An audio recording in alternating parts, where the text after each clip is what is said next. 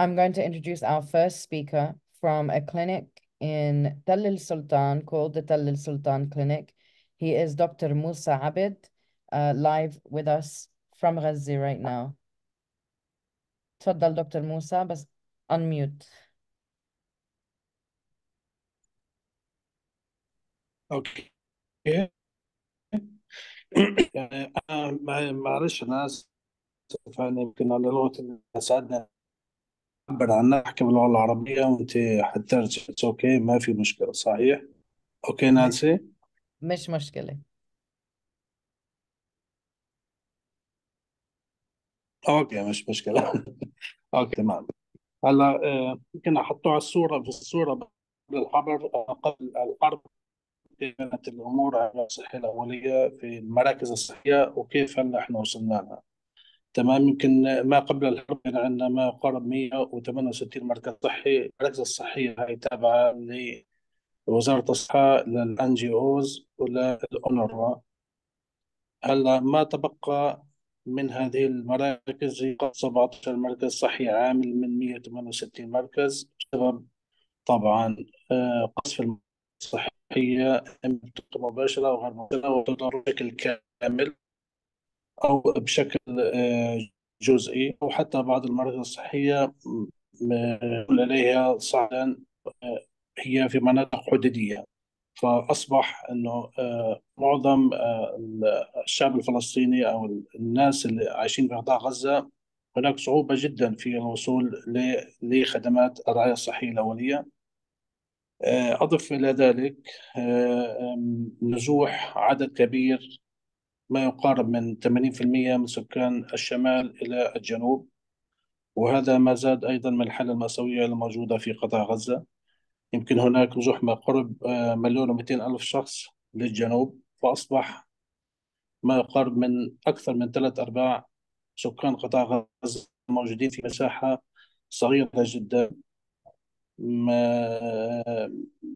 هناك تكدس كبير في الخيام اللي موجودة أصلا في الشوارع، خيام لا تصلح أن يسكن فيها أصلا الحيوانات. أنا عفوا على هذه الكلمة. حاليا يسكن فيها بعض السكان الفلسطينيين اللي كانوا عايشين في بيوتهم آمنين في الشمال. آه، يمكن مشكلة الوصول للخدمات الصحية يمكن تغلبنا عليها بخلق بعض النقاط الطبية في أماكن النزوح، في الشلترز الموجودة في قطاع غزة. هناك احتياج كان كبير للقطاع الصحي. هذه النقاط الطبية لا تؤدي الغرض المرجو منها، لكن تخفف نوعا ما عن معاناة هذا الشعب الذي عانى على مدار ال75 سنة الماضية. فقط موجودين في منطقة رفح، وهذه مركزين تقريبا مقارب مليون شخص. العديد من الخدمات الصحية غير موجودة فيها. يعني ما قبل الحرب كنا نقدم خدمات الطب العام، خدمات صحة الأم والطفل، خدمات صحة الفم والأسنان، وخدمات أخرى عديدة، خدمات المختبر، خدمات الصيدلية. ما يقارب 60 70% من هذه الخدمات غير متاحة حاليا، بسبب عدم توفر الموارد. هذه نقطة من النقاط. يعني كثير من الأدوية يوجد فيها نقص شديد، كثير من المستلزمات يوجد فيها نقص كبير. آه،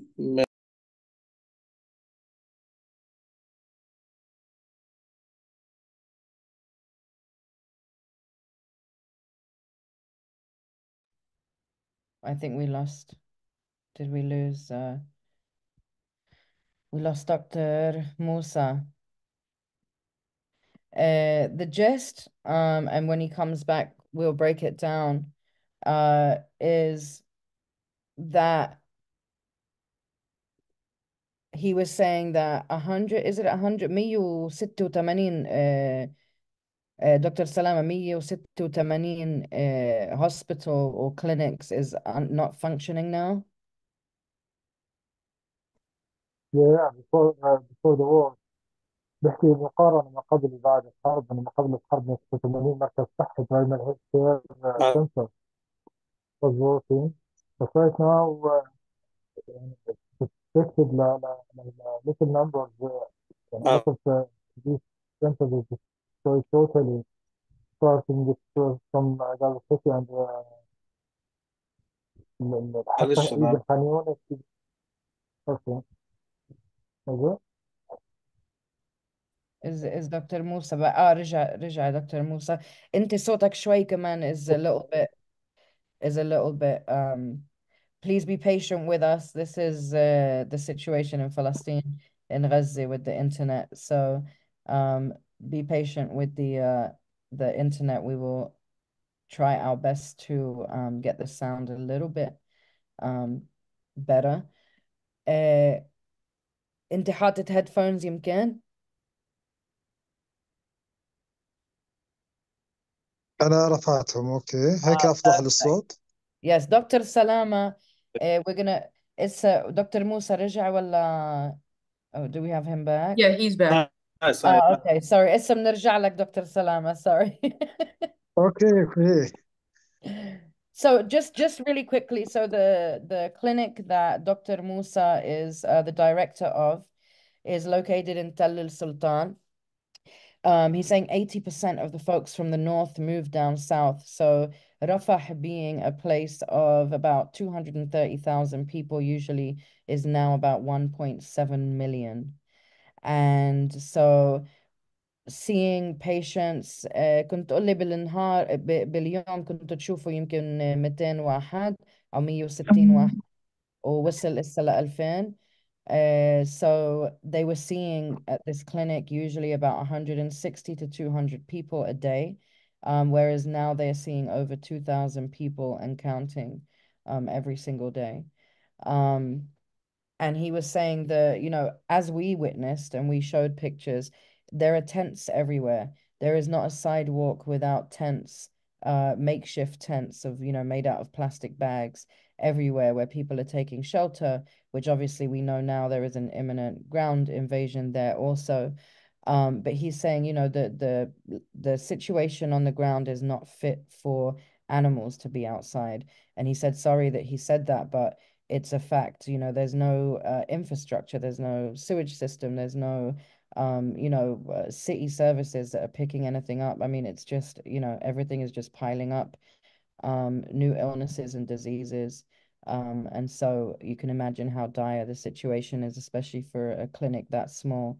I'm going to move to Dr. Salamaa from the Emirati Hospital, who some of our amazing doctors worked with in the NICU department. Okay. تفضل دكتور سلامة. Thank you so much, Nancy, and you're welcome all. I will start also by making telling you something about before the war and after the war. Before the war, starting this war, there was a lot of neonatal ICU from north to south here, starting from Kamal Adwan, also Shifa, also Al-Quds. There is this neonatal ICU was in the north, in Gaza City and the north, and also in the middle of in Deir Al-Balah, in the middle of Gaza. There was an Shuhada Al-Aqsa neonatal ICU also in Nasser, and finally we reached European Gaza Hospital and Emirati neonatal ICU. These all in neonatal ICU are covered, all Gaza Strip unit, but the problem before the war, it was overcrowded all over the time, but not like this, sure, because before that we have lacking of supplies, but we have a lot of success story. I remember that before the war, 1 to 2 months, we are celebrating in Al-Sultan Hospital neonatal ICU by discharging the youngest neonate premature baby with 25 gestation and 650 gram. Just after 3 months staying in our hospital, the baby discharged without any complication, with also limited supplies, but we do it because we have some facilities and we are doing our best with in that time with peace. But when this war started, everything getting worse. Sadly, starting by this war, everything is destroyed. a lot of babies came to Al-Sultan Hospital from 31 cases. I remember the number. 31 cases came from Shifa neonatal ICU to our SCIBU with a critical condition, really, which we covered right now all Gaza Strip unit. I remember that 31 cases came from Shifa Hospital with a very bad situation, with hypothermia, and all of patients are septic with severe electrolyte imbalance, and also they are cachectic, skin and bone. They have severe malnutrition, so we supported these babies. And after a few days, we received also, after destroying the neonatal ICU of Kamal Adwan, they referred to us also 6 cases with which all premature babies, and all of these babies are septic and cachectic and in very bad situation. So also with days and the war was more aggressive, the situation is more and more become worse till we reach more than we received also cases from Shuhada Al-Aqsa neonatal ICU after they started starting to destroy around the hospital. And also we received all cases from Nasser Hospital or Tahrir Hospital. So we reached at the time of the war that we are covered all Gaza Strip unit with, you imagine the number, we have just 11 incubator.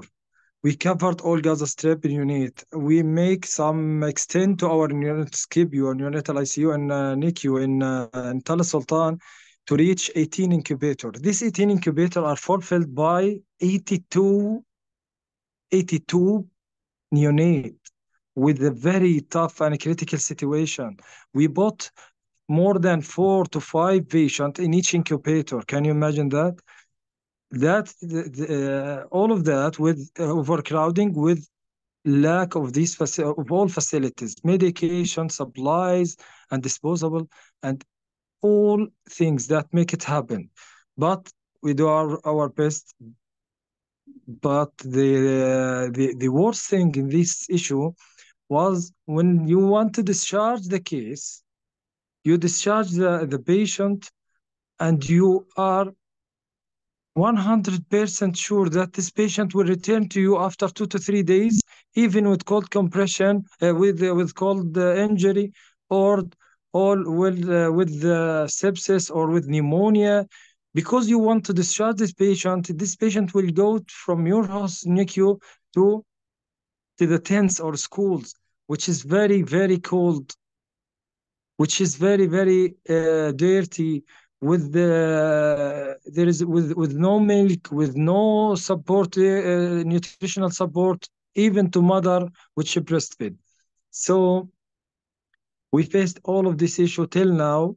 We are living in this problem, but it's somehow right now it's much a little bit better with the supplies and medications, and the support came from doctors and nurses, and all of the international organization came to Gaza Strip.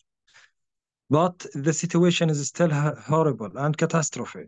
A lot of cases came, a lot of very sad stories. We have a baby with unknown parent. We have babies, we want to discharge this baby. A lot of babies reach right now 5 months old from the birth till now. We don't know if their families are died or what. We don't know. We want to discharge them. Right now we have 2 cases, 5 months old. One of them came from Kamal Adwan, and another one came with his mother. But after the mother gone, she's living Mawasi in a tent, and she's not returning back. After 5 months, we are calling this mother numbers, or we are want to reach the mother or the family, one of the family. We don't know if they are alive or if they are died. We don't know. One of these cases is one of the most horrible story in the world. This case is found on the tip of a tree and after bombing in a quarter of buildings in Gaza Strip, in Gaza City, the people in the second day came and went searching if there anyone alive in this area. They hear the crying of the baby. They found this baby in the tip of a tree and bring her to Shifa Hospital neonatal ICU, and then refer to us with the 31 cases came to us. This baby is right now, we call it Malak, mean angel in English. Our staff and me call it Malak. We don't know her parents. We don't know how old is she when she's go to Shifa Hospital. So Malak, or the little angel, this baby is right now, it's more than 5 months old. Can you imagine all of these stories? And the last case, I'll tell you some. The last one came couple of days ago when the mother died to our neonatal ICU, to our hospital, and referred to Kuwaiti hospital after they extract the baby from urgency as from died mother, from direct bombing to her. All of the family died, her mother and her father. This baby is extracted, and sadly, the baby delivered premature with 30 weeks with a very with severe respiratory distress, and she's lived about 3 to 4 days after that on mechanical ventilator, and sadly she's died. We always on daily basis lost a lot of neonates about this, even from sepsis, even from direct bombing, even from direct injury, even from lack of facilities. I remember once a time I choose I have both women delivered twins about 3 months ago, and the other one, she's delivered on a baby, which the first baby to this family. So I have one mechanical ventilator.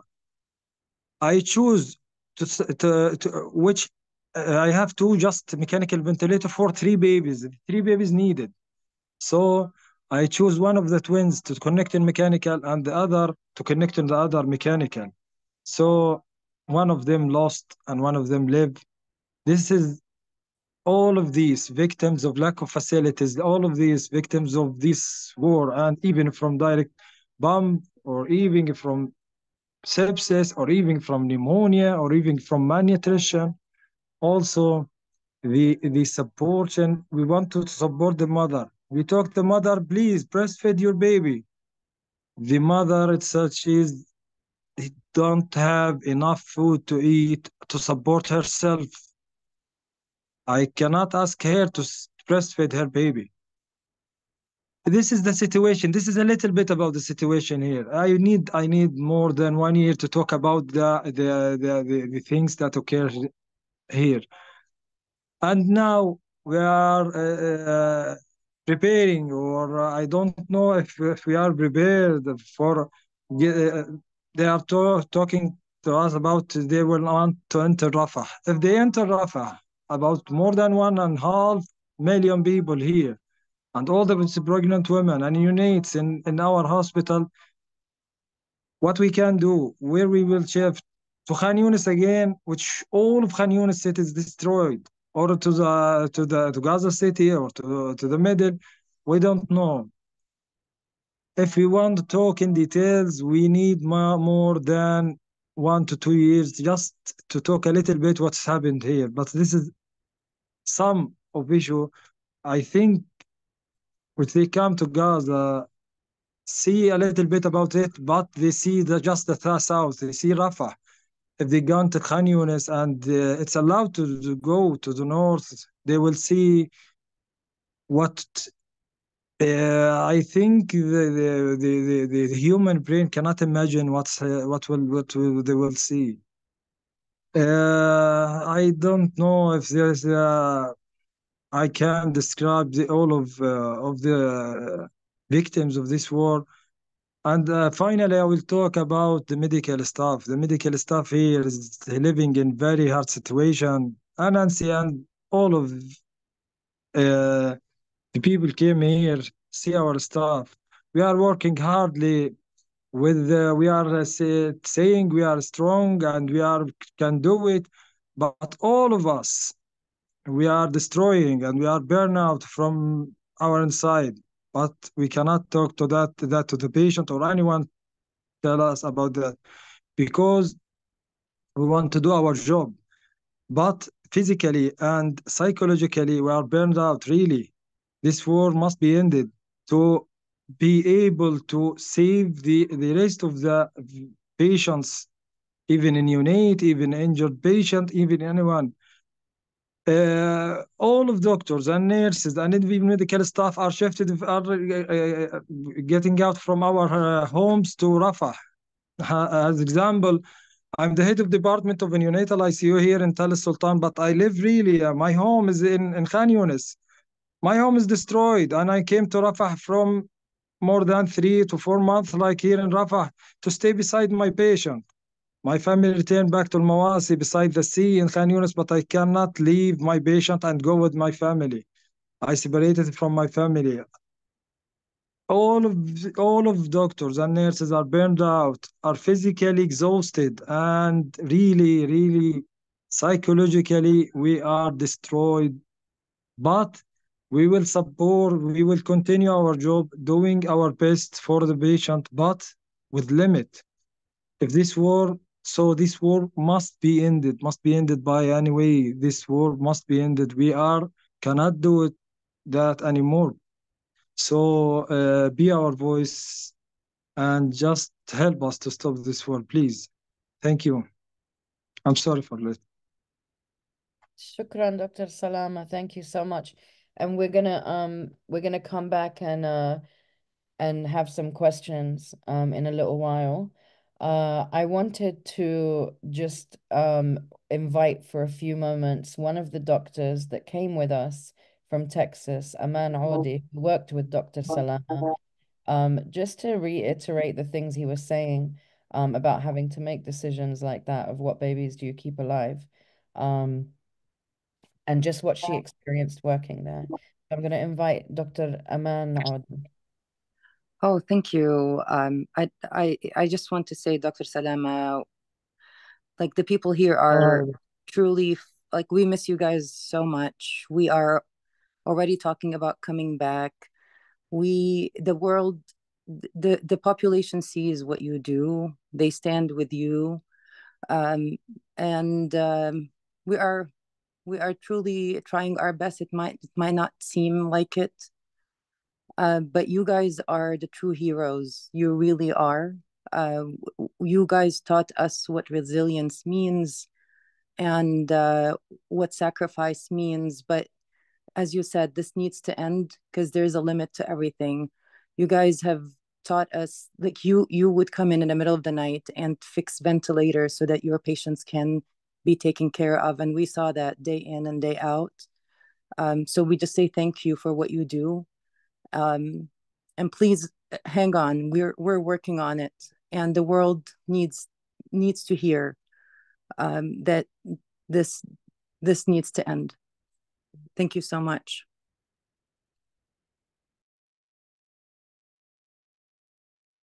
Thank you so much, Aman. We appreciate you, Habibti. I want to bring back Dr. Moussa. I know he didn't get to. Is Dr. Moussa still with us, or we lost him again? The internet is very shady.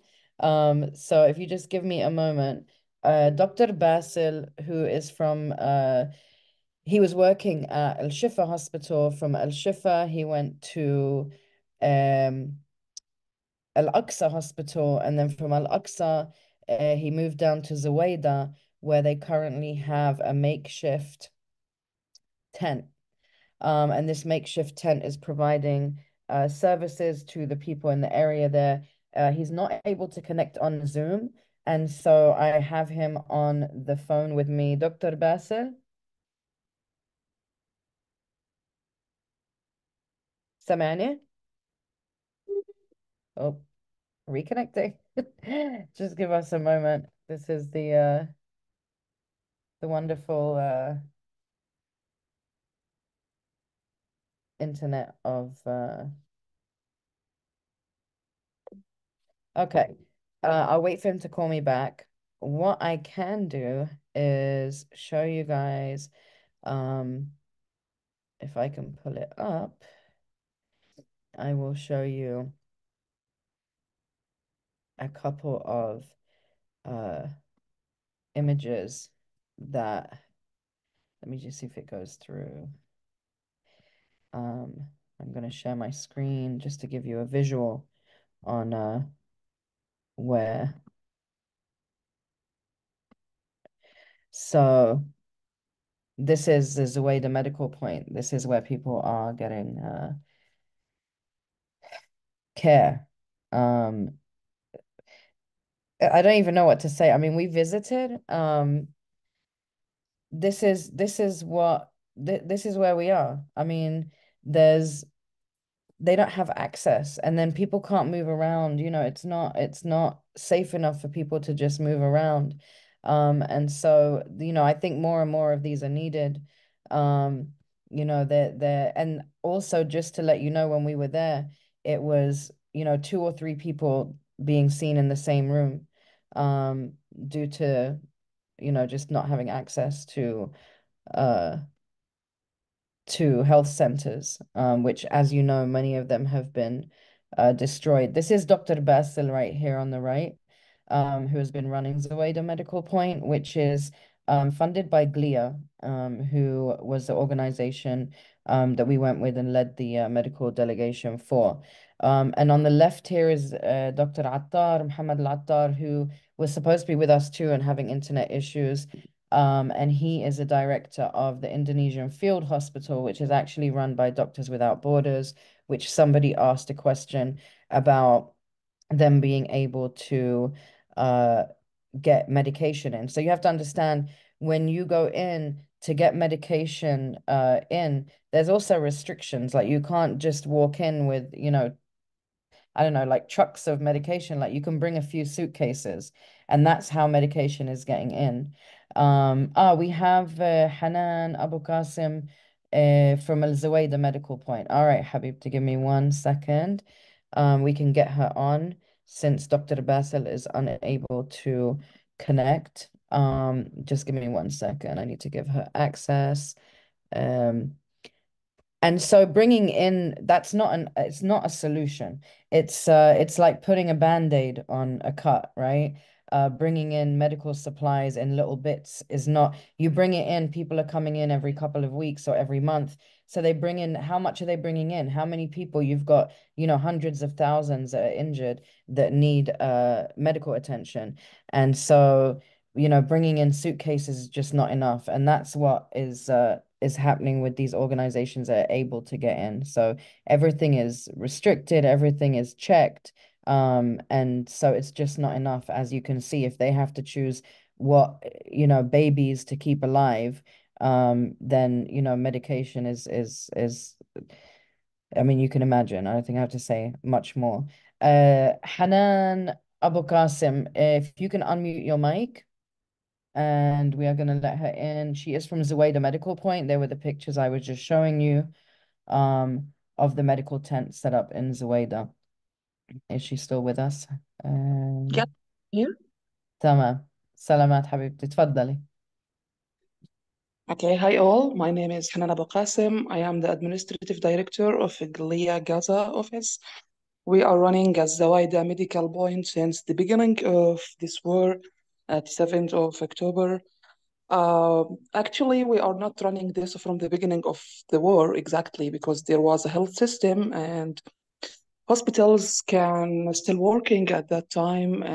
But when we lost control after a lot of the health system destroyed by destroying a lot of the hospitals inside Gaza, we decided to help by the medical portions, and we decided to open medical points. The first one was a Zuwayda medical point. It was in the middle area. We are offering a lot of services there. We are providing a medical service every day to more than 150 patients. We started with a small tent 2 months ago, and now we extend this and expanded this. We expanded our project to a field clinic, contain 5 small clinics, 5 rooms, 5 clinics with different specialization inside this tent. I can share some photos if you want for the expansion. I saw the photos you shared before, and I have some photos for the expansion if I'm allowed to share these. يس بس Uh, أعمل لك خليكي okay. تعملي شيء عندك access لا I'm just trying to look if I have access or yes, I have. Okay.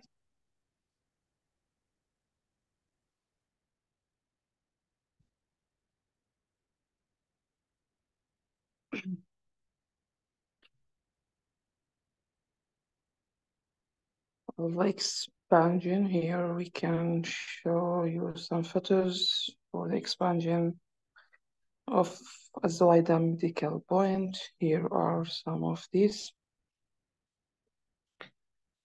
This is how we expanded our old tent to this. If you can see this picture.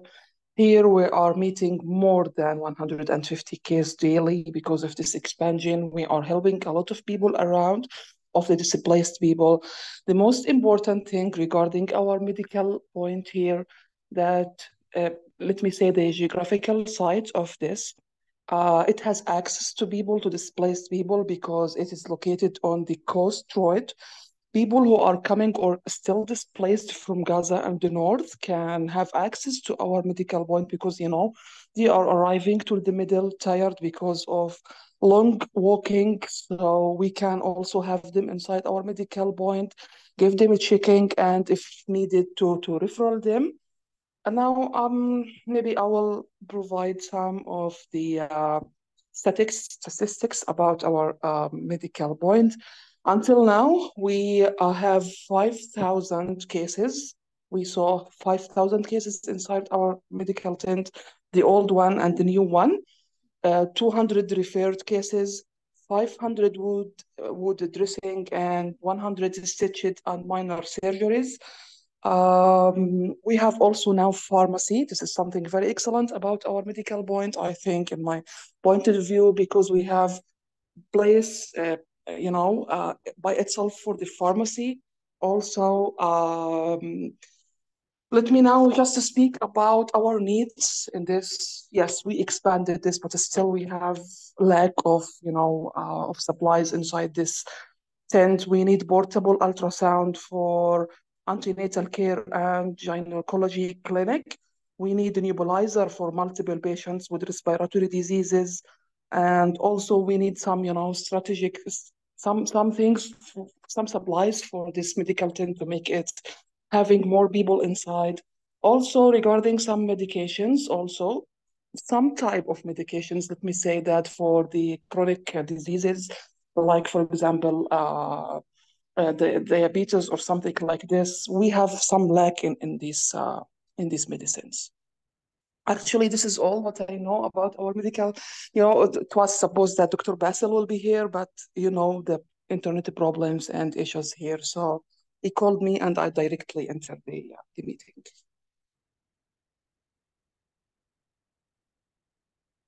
Thank you so much حنان شكرا كتير كتير حبيبتي الله يعطيكم ألف عافية. We appreciate you making the time, especially in this situation, making the time to come in and speak to everybody. I want to open it up to Q&A because the majority of doctors, the internet is not good. Even Dorothea from GLIA, who is running these medical delegations, was trying to come on, and she's in Ghazi right now, also having internet issues. So please feel free to pop your questions into the chat, and we can answer them as they come in. I wanted to ask Dr. Salamaa, I want you to expand a little bit on something that you spoke about that is really important. Because I don't know if people really understand the magnitude of the stress that Palestinian doctors, nurses, are under. Not only are they working overtime and through a genocide and seeing, I can't even, just from the little tiny bit that we saw was too much for us. So I can't imagine this ongoing thing because obviously October 7th, that wasn't the beginning of this. This is an ongoing thing, which I believe if we get Dr. Moussa back, he can expand because something he said to me is we've become accustomed to these kind of attacks and accustomed to seeing death and destruction and the injuries that you're seeing. But I just want you to expand a little bit about how much stress the doctors are under because the ones we met so many that had lost their entire family. We had met so many that had lost their brother or their nieces and nephews. Like, how do, and maybe as yourself, but how do people, or how I understand because it's for your people, but how do you continue every single day? How do you get up and go to work, and and be able to continue uh with all the loss and destruction that you're seeing? Really, this is very tough, very hard. We are finally we are human. We have these feelings. We have this body is tired. Really, it's hard to say that we are living every day by day. We are starting our day, and we don't know where it will it will be finished. I think you and Dr. Aman and some people he came here see us, and I am spent 2 or 3 days. I cannot see even my children, and I'm afraid if I get out from my home, I go to work. I don't know if I will arrive or not, but when I arrive to work, I don't know if when I will came back to the place which I where I stay and my family stayed with a friend. I don't know if I will came back or not, and if I arrive to the family or so I see my children, I've found them sleep.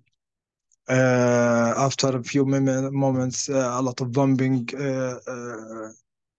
here, and the children starting to cry. My sons. This is not. This is a simple thing which happened here. A lot of doctors and nurses lost their families and lost their father or mother or sister, or brother or uncle or something like that. And after 2 to 3 days, he came and worked see him and was working without any. Uh, I see him. I don't know how to say it, but he's still working. And He's coming to his home to the job and working with a unit without any stress. Just he's crying. I see a nurse in our department. Uh, Their families, all of their family are lost about two brother and two sister and their sons and their daughters.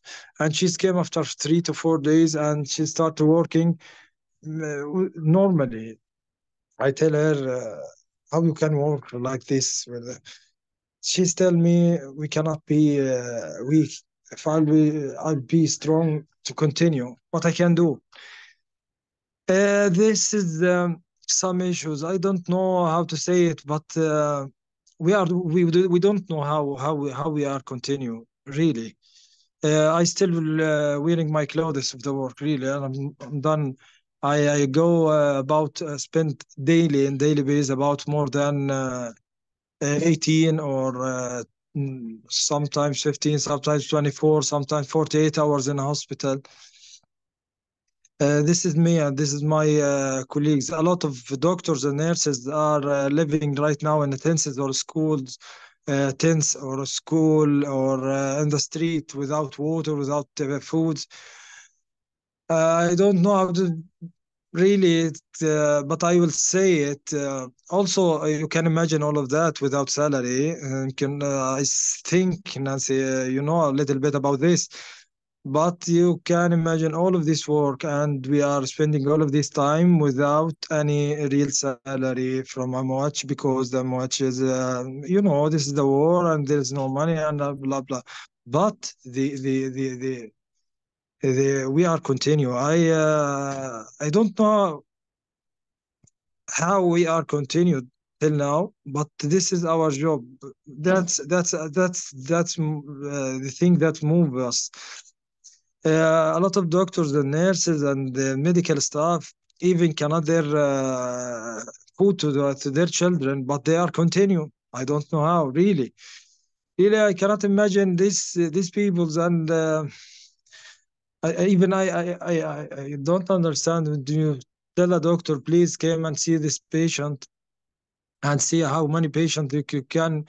Doctor talk for me. That tell us about 150 patients daily. This has happened in every tense medical tense or medical point, or even the small hospitals are stayed right now. We are coming to our home without, we cannot even opening our eyes, really. Without, from the start of this morning, really, I can't remember if I ate anything right now. I lost 27 kilo of my weight from the starting of this war. As you see me, really, I lost about myself. I tell about myself just, and a lot. This is you can tell. This is the most hard situation you can live it, and it. You don't know how to deal with this life. Or this, you are just opening your eyes in the morning and go to the job. You are spending all day or all night. You cannot calculate the hours, or so. If any machine are this, as doctor tell us, if any machine, Dr. Aman say that or see that in our hospital. Once upon a time, I have machines or mechanical ventilator CPAP are off or not working. I go to fix it. I don't know how it fixed with me, but I'll trying, and it's done. It's done. I don't know how. Really, I spent about 3 hours, and in the next day, we found this machine to save life of the patient. We are fixing the incubators. We are fixing right now. We are working doctors. We are working and engineers. We are working. I don't know how, really. This is what happened. I can any word and anything we can talk about, or anything we can tell you. This is nothing beside that what we are feel. But the only thing I can say it, just see how it's hard, but really they are working. The doctors and nurses, medical staff, they are not stopping work. But really, I don't know how. I don't know how. We are working. We are live our life right now. We are calculating the days, day after day, in a hope to stop this war. We are doing our job until this war is stopped. Until this war is stopped. A couple of days ago, I go to see my house in Khan Yunis after they are get out from Khan Yunis. I see all my home and my dreams and my memories are destroyed. I don't know where is the street that my home was. I don't know, really. I found everything is destroyed. So the last place, we cannot say city, Rafah. If it's happened here, this will be this will be the end, really. You cannot imagine. You are working in Rafah without with overcrowding. You cannot imagine your life. This is horrible. I don't know how to say it, Nancy. Forgive me, but but we don't know how we are working till now. You see the situation that we live in, but I don't know how. I cannot describe how we are, why we are working. I don't know. How's the time we are working? We are working as a doctors. You can see me multiple times. I cannot even say hi to you. What we can do, what we can say, this is the most horrible or war all over the history, I think. I remember when we were sitting with you, we literally sat for like 5 minutes, and I want to say maybe 10 to 15 people knocked on the door looking for him. Patients and families of patients and people that, so we saw it. You said something really important about the MOH, and I want to say this again. I said this when we did our report back. The MOH is a Ministry of Health, which, these are the doctors reporting the numbers of the patients that they're seeing, okay? And I know that there's been many reports that, this is Hamas's numbers and we don't trust that and it's not real. These are the doctors that are working under the Ministry of Health. Whether people like it or not, the Ministry of Health is part of Gaza and the government of Gaza is Hamas. That's how it works. It doesn't mean that they are armed fighters. They are doctors that are helping their people and working in institutions that are in Gaza, in Palestine. These are their jobs. This is what they do. And so regardless of that, they are still targets. And so that was a question I wanted to ask you because being that it is part of the government and it's a Ministry of Health, this is what the hospitals and the clinics are, just like the US, seeing what they've done to the other hospitals and knowing that there's an imminent ground invasion, how do you feel as a doctor about your patients?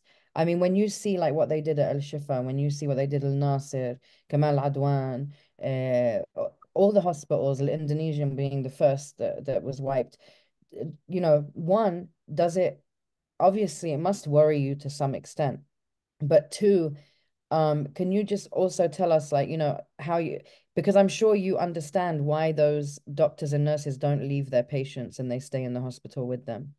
But how does that feel as a doctor, knowing that you're a target and knowing that there is no limit to what the occupation will do?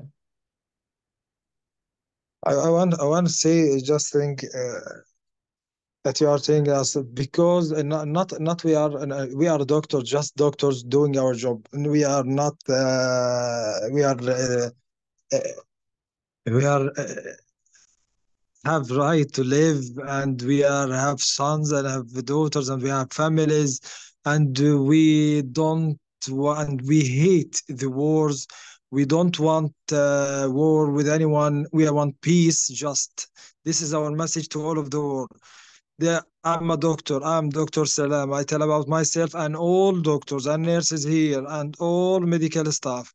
Not we are working with the Ministry of Health that or someone or Hamas or something that mean that we are Hamas. We are not fighters. We are doctors doing our job only. But we are targeted. We are targeted. A lot of doctors. We're going with ambulance or anywhere. You are targeted. We are afraid. If they are entered to the Shifa hospital, when they are entered to the Shifa hospital, they're taking a lot of doctors and take the doctors and make him like what I can say, make a water and food in the street and tell him eat it from the ground. They are broken their arms and their feet. Why we are doctors? We want peace. Also, we want peace. We don't. I'm a Palestinian. That's not mean I'm a terrorist or something like that. I don't. I am a doctor. I love peace. I have a family. I want to have a right to live with any doctor or any. My son have a right to live in peace and happiness. My son is known. This is a rocket. This is a bullet. Why? He is in his age. My little son is 1.5 years. He's afraid he's coming overnight. He's a nightmare. He's crying every day. He's not talking any word till now because of these terrifying issues we live in. Why we are living in this situation? We have the right to live with peace, with happiness. We are wanted to our children to play and run. We have to learn. My sons Amir and Kareem was in when I returned back to Khan Yunis and I want to see my home. Their schools is not far away from our home. They see in our schools from the car, they tell me, Dad, our school is destroyed. They are start crying. Why? I'm a doctor. I'm doing my job. Anyone came to me patient from any side of the world, I will start working and manage them. Why we are targeted? Why the doctors is targeted? The numbers here is horrible. The numbers of injured and killed people is more than horrible. The numbers on the TV right now, it's not the real number, because the real number, it's also double of this number is still under their homes. A lot of them. The number exceeds that you can imagine. The nurse is targeted. I go to the schools. This doctor has died. This doctor is the nurse. This nurse has died. Why? Why? We are human. We are need to live in a peace. We are studying medicine not to see my patients died every day without with this lack of facilities and because of this war. We just want to live in peace. We are not hate anyone. We are want to live in peace with all of our life, and our sons and all children have the right to live like all of the children live in all of the world.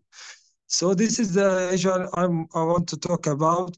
But if we want to talk about the numbers of the patients, the number of the patient, you cannot imagine. We are working with the patient on the ground. We don't have even a lot of support came to us from international organization, but this is newly. From the starting of the war, we are suffering more than you can imagine. I have a lot of picture, but I can't. I don't know. I will send it to you, Nancy, and you can share it. How it's more than 3 to 4, 5 patients in one incubator. This is madness. This is not.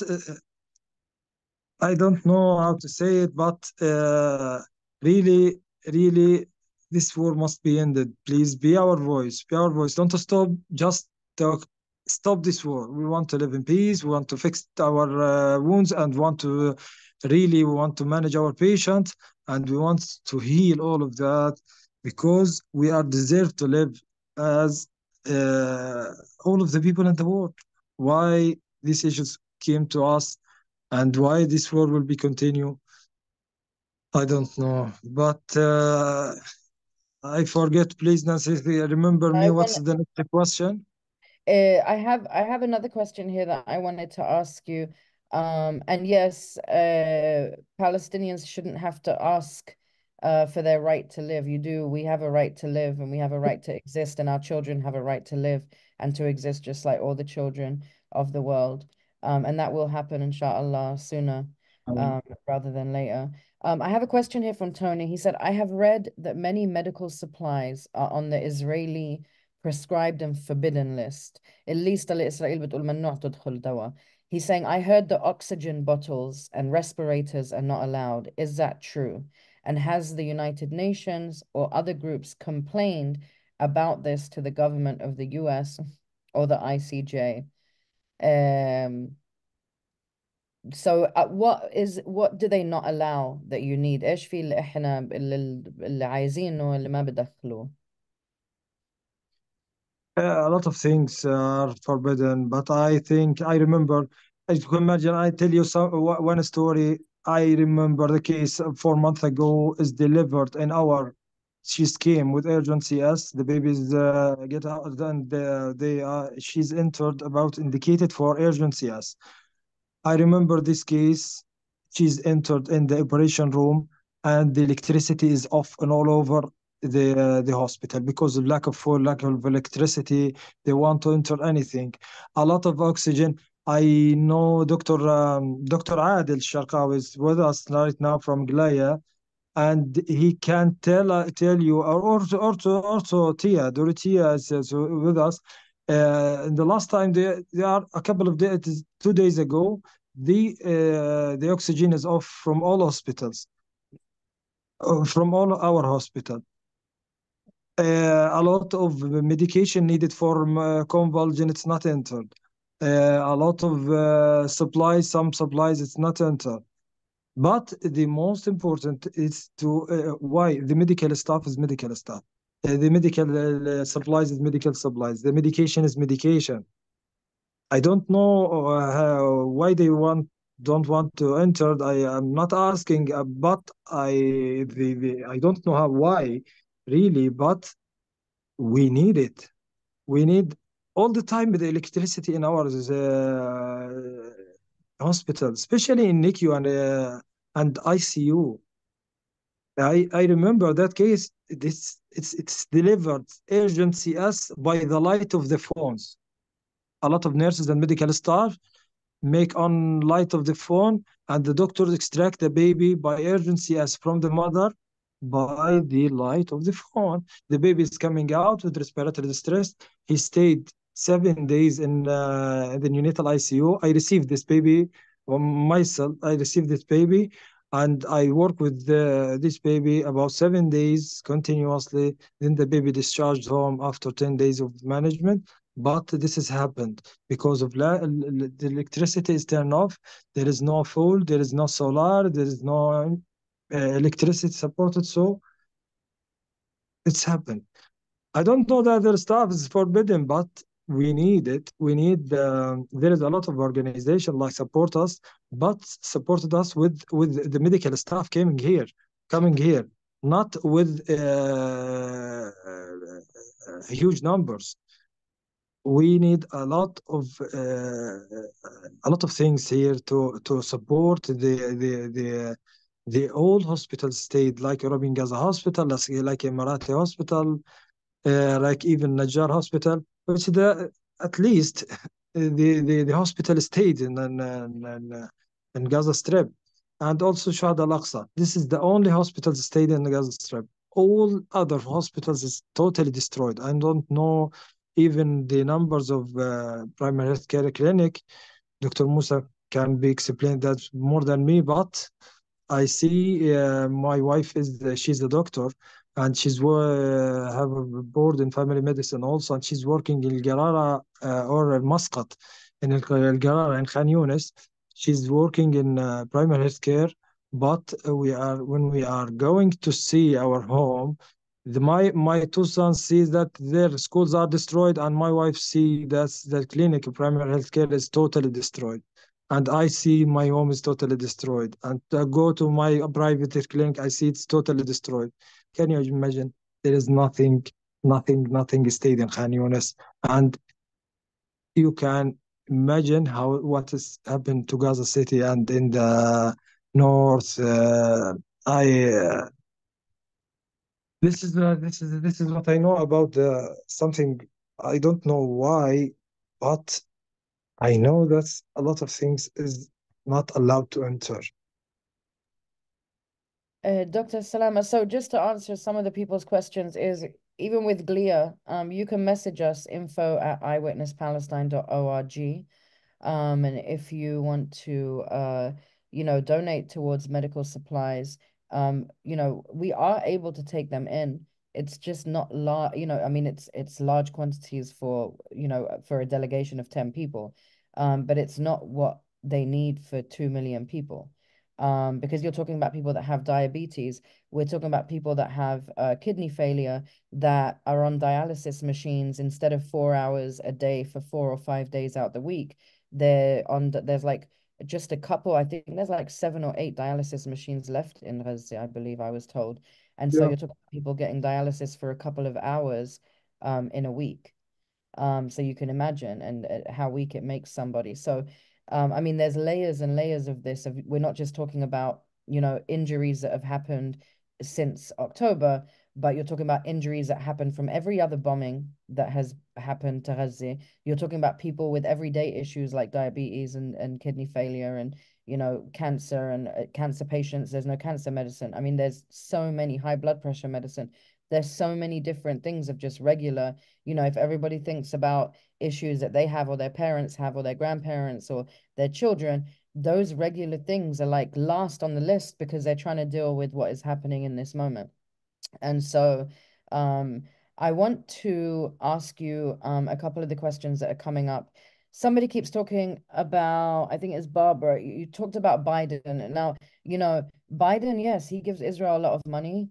And he said it before that, he's a Zionist. He said it when he was young, and reaffirmed that. But it doesn't matter if it's Biden, if it was Trump, if it's George Bush, if it's Obama, they all give Israel money. AIPAC is the problem, the American Israeli Public Affairs Committee in DC, are one of the biggest issues. And then, we have to remember that whoever is president, they're just filling a job position. It's not their, it's the system, it's the policies that have to change.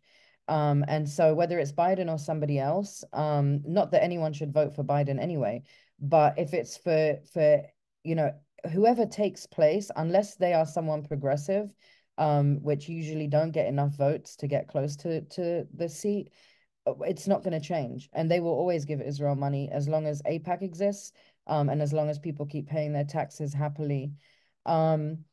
There are a couple of questions about, obviously, what can people do to help and support. I know you've seen the college campuses of the universities and the colleges in America. These are people's children that are against genocide and that will not be complicit, and they are resisting, the investments that their universities and their colleges make with Israel. And they do say children are the future. And, Colombia made me especially happy because I said Edward Said because he was based at Colombia. He's smiling down on them and must be so proud. But one is, how do you feel seeing that happening on the ground? Or I don't know, إذا أنت شفتي عن الطلاب كلهن في أمريكا وين ما كان الجامعات قايمة. Just your feeling, if you feel that is, if it makes you feel like there is hope. And just also people asking, what they can do to help and support you. I know that people said, therapy and for the healthcare workers, but even I think Dr. Moussa said it to me, the entire population of Gaza needs therapy after this. And so, from small to old, because I said we wanted to do stuff with the kids and they were like, the adults need it too. And I can only imagine, the level of it. But what can people do to support you apart from medical equipment? What can people do to support? And and your feelings about what's happening on the ground in the US right now, if you're seeing it. And I'm going to show some pictures as he speaks.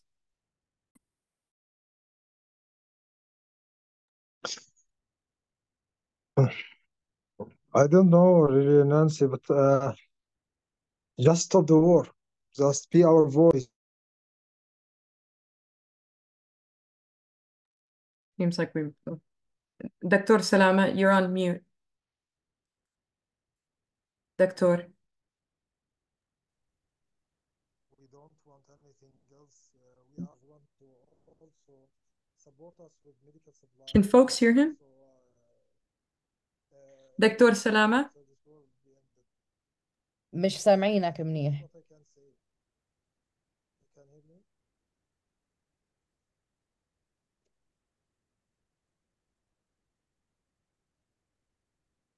Try again, Dr. Salamaa.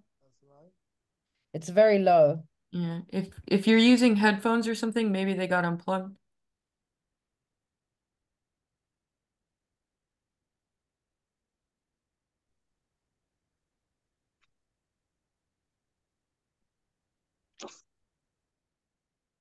إسا سمعناك لما طفيت ورجعت سمعت صوت منيح.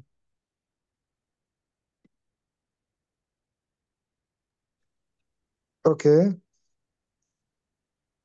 You can hear me right now? Yes, thank you. Can you start from the beginning? Yeah.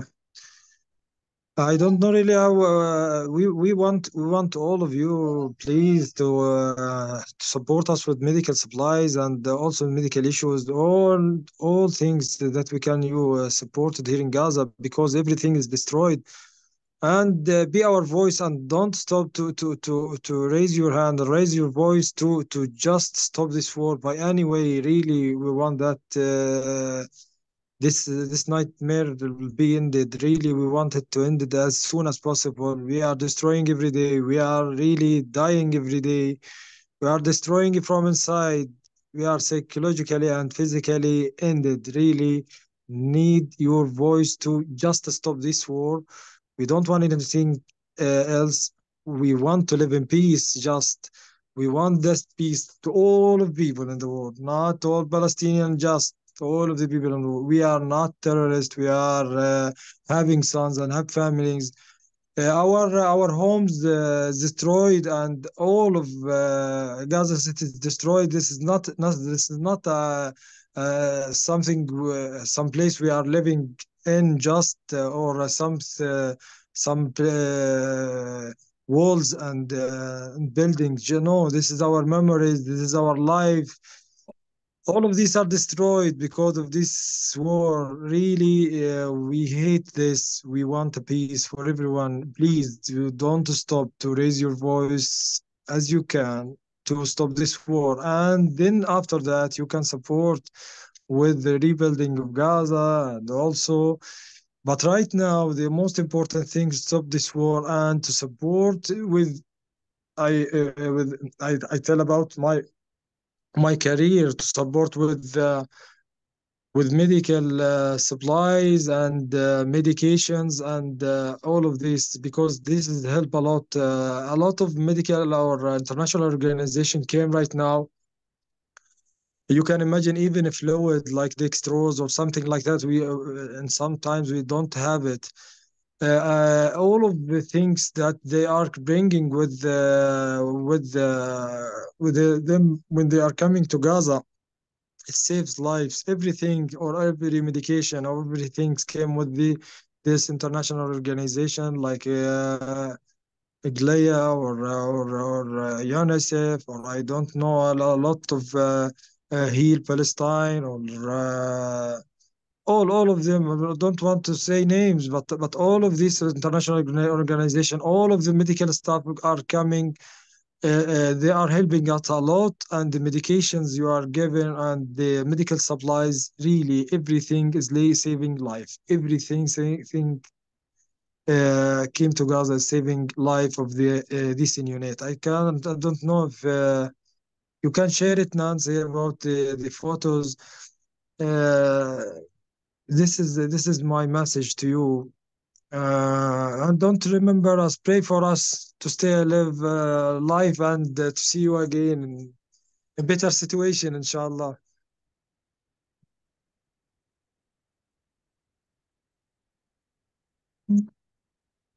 Shukran, Dr. Salamaa. Sorry, I was having issues trying to put the pictures up. We appreciate you so much يعني والله يحميكوا ويقويكوا ويعطيكوا ألف عافية. I know that Maureen wanted to say something also, so I'm going to give her the mic just for a moment. Yeah, thank you, Nancy. And just because it's the first time I'm saying something, thank you to Dr. Salamaa, Dr. Moussa, Dr. Hanan, also who came on earlier, and everybody who's here. I noticed that a lot of the conversation in the chat is sort of talking about political references, and there's not enough time, and this is not what the webinar is about, to get really in depth into this. But I think this is an important conversation in terms of what we can do as people in the United States.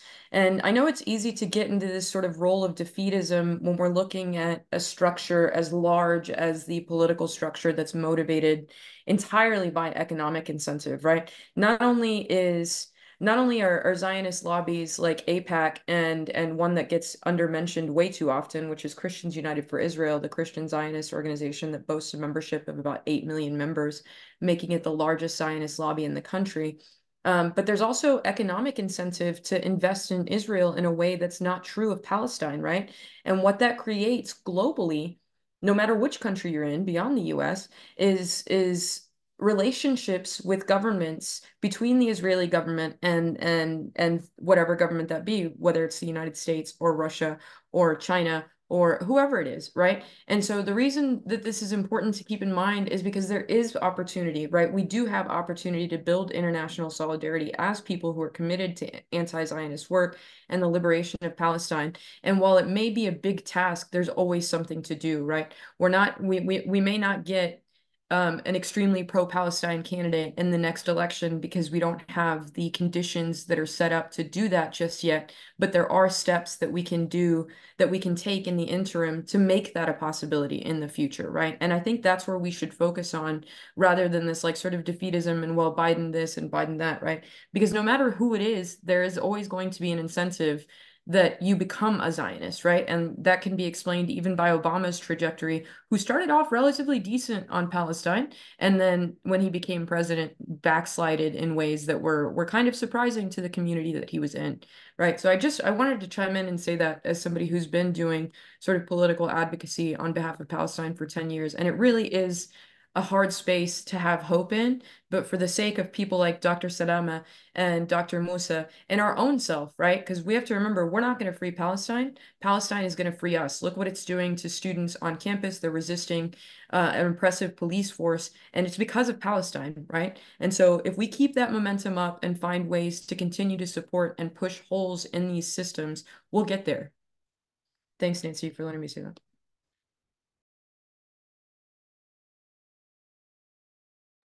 Thank you so much. I appreciate everybody that was on here today. Thank you so much for Dr. Salamaa. I do want to shout out the doctors that were with us. Dr. Moussa Abed from Al-Sultan Clinic. Dr. Al-Attar had joined and then his internet kept going out, and Dr. Attar is the director of the Indonesian Field Hospital in Rafah, Al-Quds Street in Al-Sultan. Of course, Dr. Mohammed Salamaa, who is at the Emirati Hospital in Rafah. Dr. Kamal Khatib from Al-Aqsa Hospital was not able to join. I do want to just recognize him. And we have Dr. Moussa here. We're going to give him the mic back. Dr. Al-Khatib, who lost his entire family and was the only one that made it out of the rubble. And he's the director at Al-Aqsa Hospital. I'm going to give the mic to Moussa Abed, بس اعمل unmute Dr. Moussa.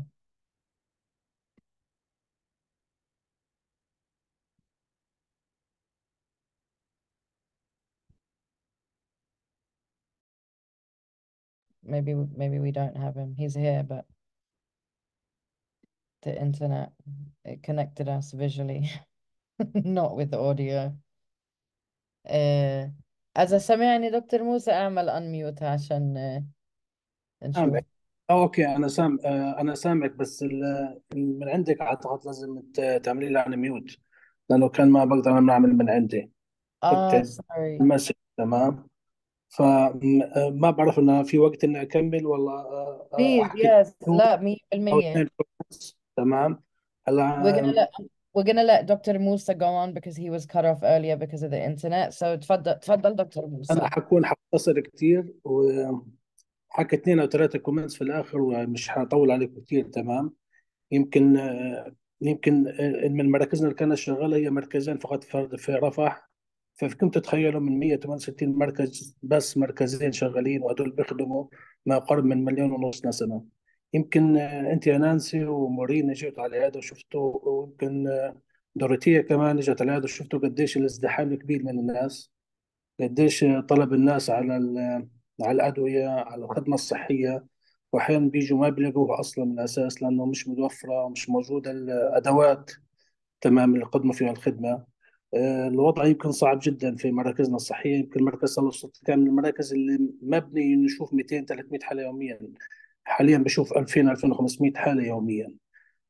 الوضع الوضع صعب جدا ومأساوي. حتى النقاط الطبية اللي معمولة في الشلترز ما بتؤديش الغرض، لأن وضعها أصلا سيء.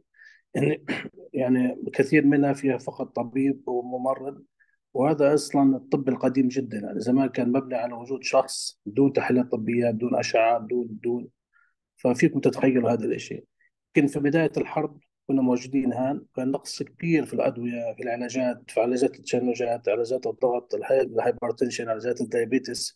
علاجات كثيرة كانت مش موجودة. يمكن حاليا الوضع أفضل بكثير، بس لكن مش ممتاز جدا، ولكن افضل نوعا ما. ممكن الناس يلاقوا بعض علاجات. يمكن مرضى التشنجات، يعني مره بشوف مريض بتشنج، فعرفت انه ما في عنده علاجات ومش موجوده عنده. يمكن بعض علاجات التشنجات بدات تدخل بعد 3 او 4 شهور من الحرب، يمكن شكرا للديليجيشنز اللي بتنبعث من دول أوروبية، من دول أمريكا الشمالية زي كندا، أمريكا والى آخره. يمكن بيجوا الممبرز حاملين شنط. أحيانا أنا بعطف عليهم كثر ما هم الشنطة ثقيلة يعني وحاملينها، فهي طبعا شكر لهم كبير يعني، إنهم يمكن كثير خففوا على الناس. يمكن أنا بتواصل مع بعضهم عبر الواتس وببعث الأدوية اللي أنا محتاجها عندي في الرعاية الأولية، يمكن بوفروها. صحيح الاحتياج للنظام الصحي يمكن كبير ضخم، تمام، بس وجود الديليجيشنز الممبرز، وجودهم معنا هنا يمكن بيعملنا سبورت كبير كثير. يمكن من المؤسسات اللي بذكرها مؤسسة ميدي جلوبال، مؤسسة تقلية. كنت من ضمن الفريق اللي جاء مع مؤسسة تقلية. يمكن عملت كمان هنا عرض مسرح صغير، يمكن في مكتبي الصغير كنا مش عارفين وين نعمله. لو حكيت لكم لا هتعملوا عندي في المكتب، واستضفتكم في المكتب، فضينا المكتب كله وقعدت وعملت عرض للاطفال. ابتسامه الاطفال كانت كفايه لي انا اشوفها. للامانه انا بعرف حيكون البردن كبير على النظام الصحي فيما بعد، حتى فيما بعد الحرب. اعتقد المنتل هيلث بروبلمز حتكون بشكل كبير موجوده، منتشره، ممكن منتشره حاليا بين اطفالنا. تمام. يمكن زي انت ما حكيتيها، يمكن كل الشعب الفلسطيني all the Palestinian people they need just psychotherapy during and after the war. اللي تعرضنا له مش قليل، ولا تنتهي آثاره بيوم وليلة. بالعكس محتاجين سنين طويلة إن احنا نبني نظامنا الصحي، نبني مجتمعنا الفلسطيني مرة ثانية، نبني بيوتنا اللي انهدمت وراحت. آه، آه، حتى نبني كمان مجتمعنا الفلسطيني من جميع النواحي. تمام. أنا بعتذر جدا إن قطعت كثير، يعني هذه مشكلة من المشاكل الكبيرة اللي هي الإنترنت، فما بكون مشاكل المياه اللي هي 100% اللي فيها مش صالحة للشرب أصلا ولا للاستخدام الآدمي. يعني معظمها حتى الاستخدام الشخصي ما بتلاقي المية تستخدميها. فيك تتخيلوا إنه أحدث بحث طلع يمكن من يومين عندنا في فلسطين، إنه كل 700 شخص لهم حمام باث روم واحد. يعني فيك تتخيل انت عشان تدخل على الحمام محتاجه 2 اورز تقعد تستنى عشان تدخل الحمام. فكم 2 اورز انت موجود عندك في اليوم اصلا يعني. ففيك تتخيل قديش المأساة اللي احنا عايشين فيها، قديش المأساة لما تلاقي امراض زي الجوندس، زي الهيباتيتس، يعني التهاب الكبد الوبائي منتشر عندنا بشكل كبير، زي التقمل، زي الجرب. هذه كلها امراض لها علاقه بالنظافه الشخصيه. ف- اعطيني بس بوز، بس بدي اترجم اللي حكيته اوريدي وبعدين بتكمل مع انا ال... انا فكرت انك بتترجم. اوكي. لا لا. عم انا بترجم كان حكيت كتابي. I'm going to translate what he said so far, and then I'm going to let him continue. He said, sorry about the internet. Obviously, they've had really difficult internet for the past, I don't know how many years, but the past couple of days have been super difficult, especially in the hospitals and the clinics that they do usually have some internet. 186 centers that they had, only 2 centers are fully functioning now, of the clinics. There is a dire need for medical supplies, as you already heard, a lack of access to medications that are needed, such as diabetes, and everyday illnesses that people have. We used to see 200 people a day. Now we see almost 2,500. Many diseases and illnesses are spreading, and we are getting some medications now because of the medical delegations that are bringing them in, such as GLIA, Doctors Without Borders. GLIA does support the Al-Sultan Clinic, and others. we are seeing the European and Canadian and United States doctors coming in with heavy, heavy suitcases, which I have carried myself and felt bad for them, as they are so heavy, filled with medications. We appreciate them for doing that, and we need so much more. But for now, these delegations are life-saving and helping us with getting some of the medications that we need in. So please do support them. Nancy and Maureen, me and Maureen did a puppet show in Dr. Musa's office. We're not puppeteers by far, but it was fun and it was beautiful. And he said, even for him, which, mind you, he emptied his whole office out. He's a director of this clinic, emptied his office out, got us like a cloth for the table and everything. And we did a puppet show with some random puppets that we found, a bunch of animals and a chef. So it was a cooking show with the animals. And he said that that show, even for him as a grown-up to watch for 15 to 20 minutes, was amazing and made him happy. And then he talked about the mental health situation and how dire it is, that everybody in Palestine needs psychotherapy. We want to rebuild the healthcare system here. We want to rebuild Palestinian society. We want to rebuild our homes in every aspect, and rebuild our lives. He said, I'm so sorry, again, about the internet, and I got cut off earlier. And then now he's talking about just in the last few days, every 700 people have access to one bathroom. Approximately 700 people are using one bathroom. And we can attest to this, myself and Maureen, because we were in a meeting at the United Nations security briefing one morning where they said that there were 15,000 porta potties, or 150,000, sorry, porta potties, that they were trying to get in, that were in Al-Arish in Egypt.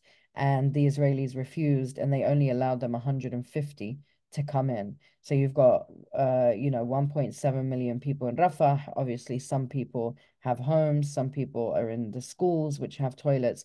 But for the, million plus that are in tents, they have 150 porta potties. And then many that we spoke to also told us that most of them just dig a hole in the ground. And that's how they do it. I'm gonna let Dr. Musa continue. Oh, did we lose him again? Oh no. Did we lose Dr. Musa, انت معنا ولا رحت? So he was saying to use the bathroom, it's approximately an hour, 2 hours plus. It's 2 hours. أنا معكم. تمام. Yes. Okay. So he said to use the bathroom is a minimum of 2 hours, and again, shared with approximately 700 people. So if you could just imagine, I don't know if any of you have been to raves in your younger years, but imagine having to live like that, having kids that need the bathroom and having to hold it for 2+ hours. تفضل دكتور موسى. كنت عم تحكي عن اوكي وأشياء هيك that he's mentioned. اوكي هلا يمكن انا احكي من منطلق الصحه العامه. تمام. يمكن عندنا مشاكل الميه اللي انت عارفاها كويس كثير اصلا. يمكن قطاع غزه بعد المشاكل هاي حتى قبل الحرب يعني معظم الميه تبعته مسروقه من الجانب الاسرائيلي اصلا. تمام. هلا بوقت الحرب اصلا حتى المياه مش موجوده، المياه الصالحه للشرب مش موجوده، بالغالب بتلاقيهاش اصلا موجوده، والمياه لاستخدام بالآدم مش موجوده. وهذا طبعا ادى لانتشار العديد من الامراض العلاقه بسوء النظافه الشخصيه اللي هي اصلا نتيجه عدم تواجد المياه. فيك تتخيل انه حتى معظم الاغذيه اللي اذا وجدت هاي، تمام، إذا وجدت حتلاقيها غير صحية أصلا، معظمها معلبات. وأنت شفت كيف يمكن لاحظت كيف الغلاء كبير في المعيشة الموجودة الآن. حتى الناس لو بدها تشتري حاجات صحية أصلا مش حيكون عندها القدرة أنها تشتري حاجات زي هذه. يمكن على سبيل المثال خلينا ناخذ حاجة صغيرة. لو يعني كيلو الطماطم كان قبل الحرب يمكن بواحد شيكل أو 2 شيكل، يعني بتحكي قاعدة في نص دولار، حاليا 4 5 دولار. فمين من الشعب الفلسطيني في الوقت هاي 7 شهور حرب ما بيشتغلوا الناس، ما بيدخل عليهم أي شيء، ما بيقدر يشتري بالسعر هاي يعني. فتكاد تكون حتى المشاكل التغذوية موجودة. يمكن أعطيك بعض الأرقام. يمكن بعض أرقام المالنيوتريشن. يعني المالنيوتريشن موجود بالأطفال تقريبا مقارنة 17.5% من الأطفال بيعانوا من المالنيوتريشن، 70% منهم بيعانوا من الأنيميا. تمام. 70% من الستات، 40% من الستات تقريبا بيعانوا من الأنيميا، من فقر الدم. تمام. يمكن هذه كلها مشاكل صحية موجودة، وأرقام أخرى يمكن أنا مش قادرين نطلع أرقام أكثر، لأنه أصلا نظامنا المحوسب ونظم المعلومات الموجودة عندنا تم تدميرها مع تدمير مستشفى الشفاء، هاي كمان مشكلة. سوري، قلت قديش بالمية عندهم malnutrition؟ 40 المال نوتريشن بين الأطفال 17.5%، 17.5%. أنيميا فقر الدم بين الأطفال 70%، 70% بين الحوامل، الستات الحوامل الأمهات 40%، 40%. أنت فيك تتخيل هذا أرقام كتير مرعبة، وكتير يعني النظام الصحي تبعنا هيعاني بسببها. أعتقد إنه بعد الحرب هيعاني لفترة طويلة. تمام. ولسه في ارقام تانية انا ما لسه ما بنعرفها، لسه بنحاول بعدين نحصل عليها. تمام. انه اصلا نظامنا المعلوماتي زي ما حكيت كله تم تدميره في مستشفى الشفاء، اصلا دمر بشكل كامل. واحنا رجعنا اصلا للورق، للنظام الورقي. شفت كيف في مكتبي كله ورق ورق ورق ورق، هذا ما كان بالسابق، كان كله كمبيوترايز ومش على الكمبيوتر. تمام. يمكن هذا ارقام كثير يمكن حتساعدكم او تعرضوا، اذا بتعرضوها بتكون ممتازه كثير. تمام. هلا الحاجة الثانية، يمكن كان في سؤال من أحد المشاركين إنه ممنوع دخول بعض الأجهزة. تمام. يمكن أنا دكتور سلام يمكن جاوب على جزء منه، بس أنا حجاوب على الجزء الثاني. إنه عشرات الشاحنات إذا ما كانش مئات الشاحنات، تمام، موجودة على الجانب المصري في هذه اللحظة، تستنى الدخول. تمام. ويمكن إلها أشهر هناك موجودة، ولحتى الآن لم يتم إدخالها. يمكن شفته بالصور، ما بعرف شفته ولا لا بالصور ولا لا. تمام. عندنا بنعاني مشكله من الاكسجين سلندر، اسطوانات الاكسجين. صحيح لما حكوا اسطوانات الاكسجين ممنوع تدخل، ممنوع تدخل، يعني فعليا مش موجوده. اكزامينيشن بيد، انت فيك تتخيل اسره الفحص مش موجوده عندنا، لحتى الان بنعاني منها، يعني مش موجوده. اضافه الى اجهزه كثير، يعني يعني جهاز الام ار اي مش موجود في قطاع غزه كاملا، مش موجود في قطاع غزه. كان الجهاز موجود في الشفا، وبعض المستشفيات تم تدميرهم. فتخيل انت مريض السرطان كيف كبده أو كبده يتم متابعته، الكانسر بيشن. تخيل انت اجهزه السي تي موجود، يمكن جهاز واحد فقط شغال في كل قطاع غزه، اللي كانت قطاع غزه فيها العديد من اجهزه السي تي. تمام. فحص الباثولوجي مش موجود بالمره في قطاع غزه. تمام. التحويلات الصحيه للخارج كل يوم 20 30 تحويله، واحنا محتاجين لمئات التحويلات، لانه الجانب الاسرائيلي هو اللي بيفلترها اصلا. تمام. وكلها بتطلع من عنده. فهي مشكله كبيره كمان، يعني انا مش قادر اطلع مريض اعالجه برا، ومش قادر اعالجه داخل القطاع. هلا مشاكل القسطره القلبيه كان موجود عندنا عشرات الاجهزه القسطره القلبيه، حاليا مش موجوده، جهاز واحد في الاوروبي، ويوم شغال و10 مش شغال.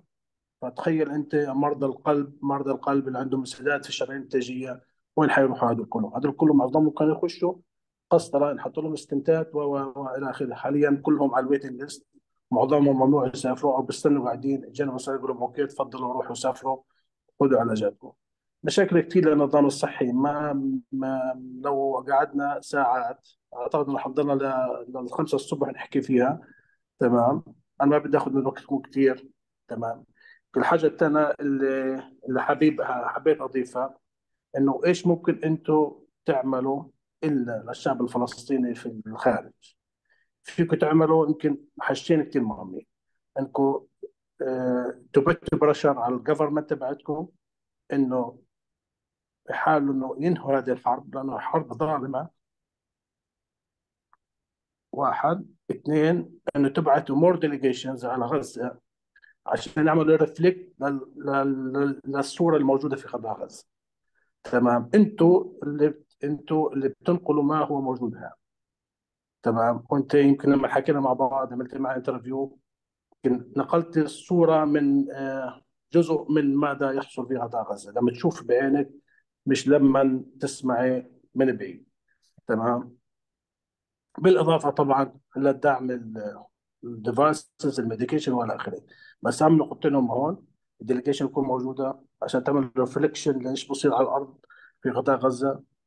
قديش بتقدروا تعملوا براشر على الحكومات. تمام. الحاجة الثانية اللي بصير في الجامعات الأمريكية أو في الجامعات عندكم، هذا شيء فخر لنا، بالعكس هذا بدعم القضية.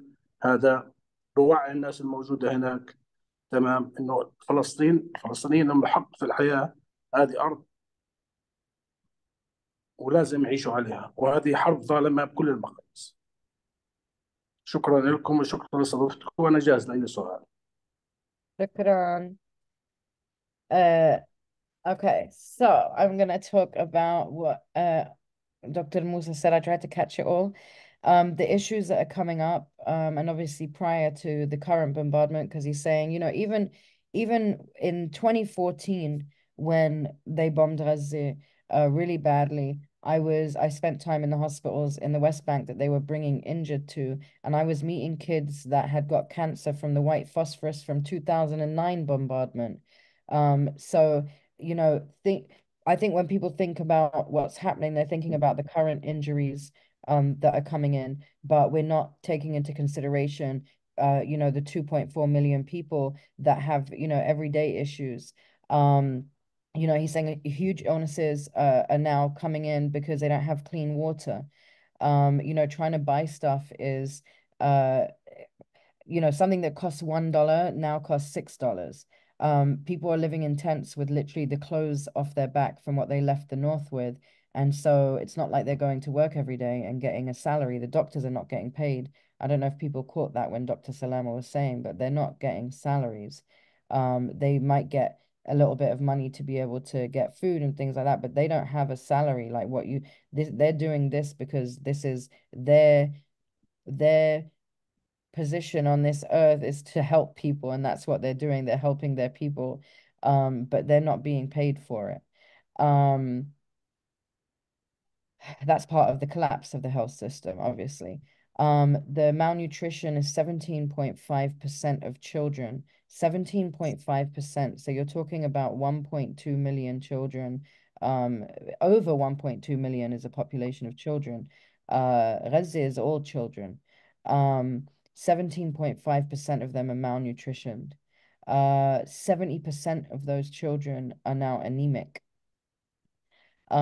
And everything that they are recording is recorded on paper and sent to, you know, all the directors of these different health institutes, because they don't have a computerized system that's linked anymore.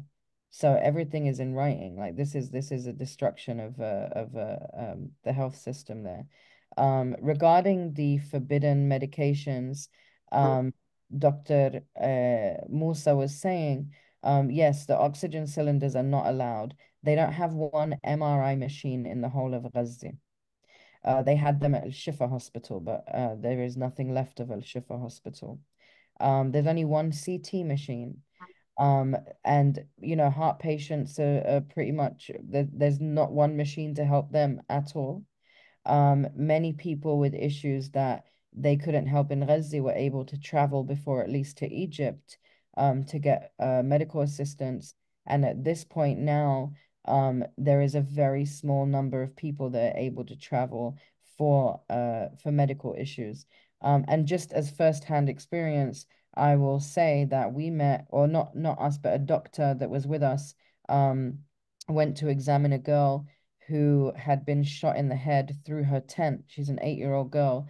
And we have the scans of her, we have the scans that show the bullet still sitting in her head. But because she's still functioning, she's not a priority to be taken out for surgery to get that bullet removed. And so she just lays in her tent with her mom. Her father was killed by another bullet that same day.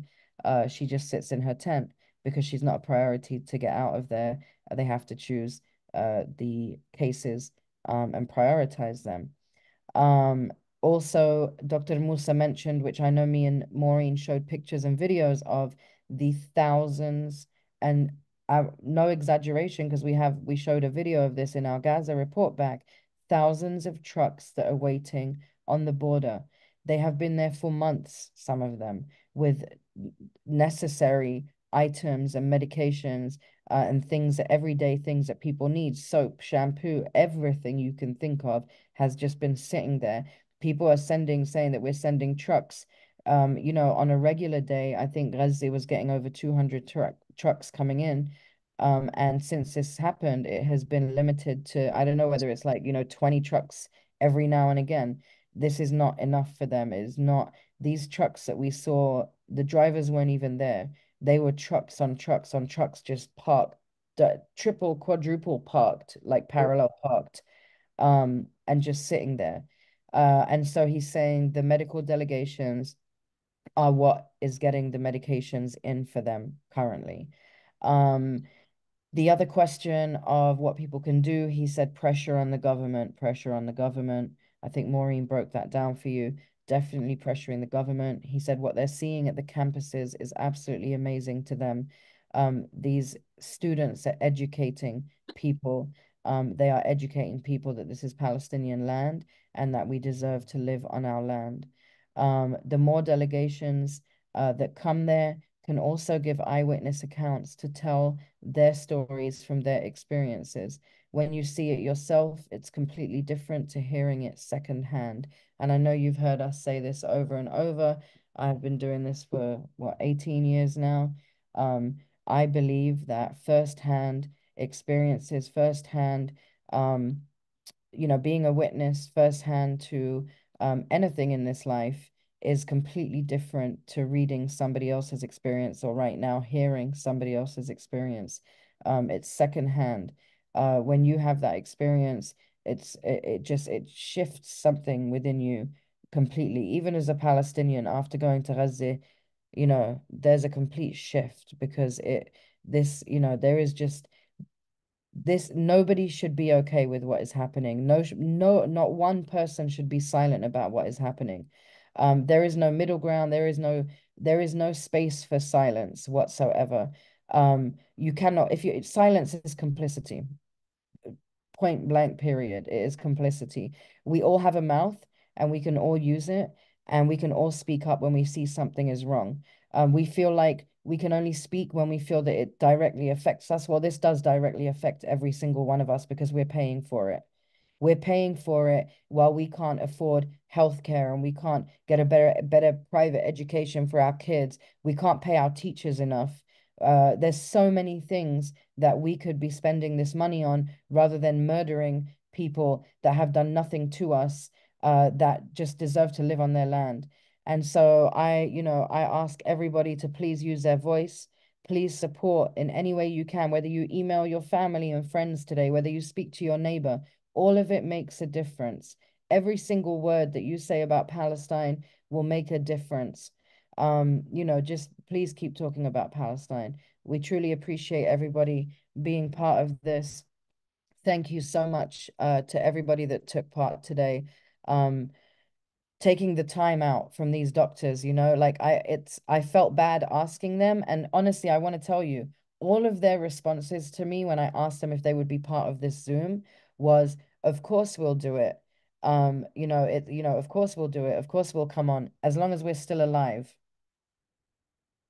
That's what everyone said to me, as long as we're still alive, because every second of every day, they don't know what's going to happen 1 minute to the next. They don't, but they keep going. And so the least we can do is uplift them and talk about that. So thank you to everybody. I appreciate everyone that took part on this. Maureen, do you want to add anything before we close out? I don't think so. I say that and then I'm going to say something. Just a reiteration of the things that Nancy has said, which is that like silence is complicity, right?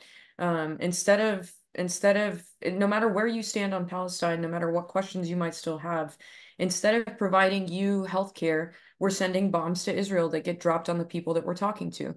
Instead of providing your children a free and good education, we're sending drones to drop on the people of Gaza, including the doctors that you're talking to and the patients that they're there, right? So there are so many other things that we could be doing with this money, and change is possible. It may not be as immediate as the situation necessitates in this moment, but that's how we do it, right? We have to set up the infrastructures for like labor to be able to strike, to have our vote actually echo in a way that we want it to, right? So even in the darkest of times, just reiterating the sentiment that these people, Dr. Salamaa, Dr. Moussa, Dr. Hanan, and the ones who couldn't be there and all their patients are the ones, these are the faces that keep our hope alive, right? Anytime you start to lose a glimmer of hope or think that something is not possible, think of these people and all the things that they've shared with you, and then all of the stuff that they didn't share with you still that is happening, and use that as fuel for your fire, but don't relent. Thank you so much, Hopti. And I want to just reiterate to folks, if you want to support and support the medical delegation specifically, please feel free to email us. You can email info@eyewitnesspalestine.org. You can email myself, Nancy, at eyewitnesspalestine.org, and I will direct you to the right folks. There are doctors going in every 2 weeks. We have told you that, working with GLIA, we are supporting that effort in having doctors go every 2 weeks and take in as many medical supplies as the bus will hold before the tires pop. And so we are definitely supporting that effort. And if you would like to support, please do that. If you haven't signed up to our mailing list, please do so also at www.eyewitnesspalestine.org. And we do have a benefit event in Chicago on June 2nd. We have a lineup of amazing Palestinian speakers that will be speaking to you about the situation, as well as Mariam Barghouti, who is a Palestinian journalist in the West Bank, because we cannot forget about our brothers and sisters in the West Bank that are also being slaughtered by the occupation. I think the focus has shifted, but the settlers are running around opening fire on farmers and people that drive. They might be driving with a family and the settlers will open fire on them. And we cannot forget about the West Bank. And so we have our journalist who's been on the ground there, Mariam Barghouti, that will be joining us in Chicago. If you cannot come to Chicago, then please consider supporting anyway. And again, all the information is on our website. If you go to upcoming events, you can read about the June 2nd event called Witnessing Palestine. GLIA will be there. Dorothea will be saying a few words about these medical missions. And so, please stay tuned, and any more info that you need, feel free to email us. I appreciate everybody always taking part and supporting these educational programs that we try and bring with the folks on the ground. Dr. Salamaa, Dr. Moussa, everybody that took part today. We truly, truly appreciate your time and everything that you do for your people. I know we don't need to thank you, because I know it's in the soul, مش حتى in the heart, it's in the soul. And so, we feel the same too. And I just wish that we could do more. And we won't stop. We will not stop until all of our people are free, inshallah. Thank you so much, everybody. I'm going to close out in 5.